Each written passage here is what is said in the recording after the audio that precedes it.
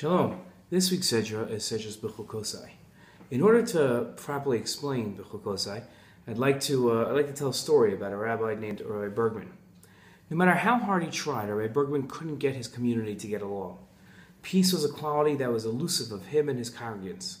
On this Shabbat, Rabbi Bergman decided to give it one last try.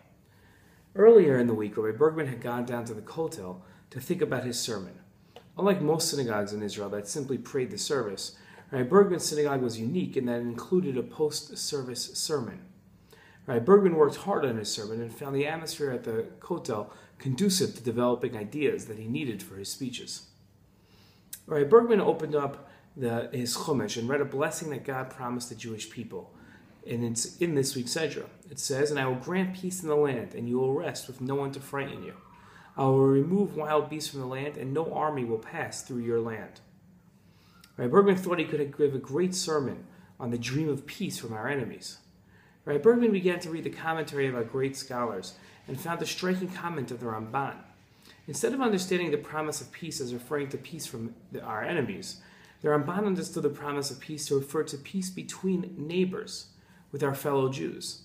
Rabbi Bergman's eyes lit up. Boy, did he have a message for his congregants that week. That week, Rabbi Bergman spoke of a perfect world, the Torah's utopia. No more war, no more anti-Semitism, Jews flourishing in their own land. He then quoted the verse he read at the Kotel and challenged his congregants. Do you know what the crux of this utopia will be? With a rising voice, Rabbi Bergman quoted the Ramban's striking comment. Peace amongst ourselves. Yes, Rabbi Bergman explained.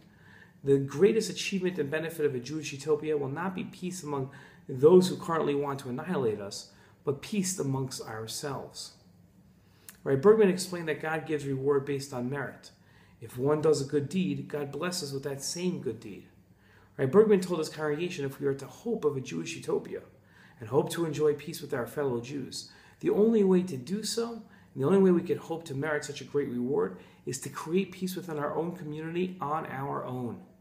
We can then pray that God will merit to see that God will see that we should merit to create total peace, and that He'll help us create total peace with our neighbors.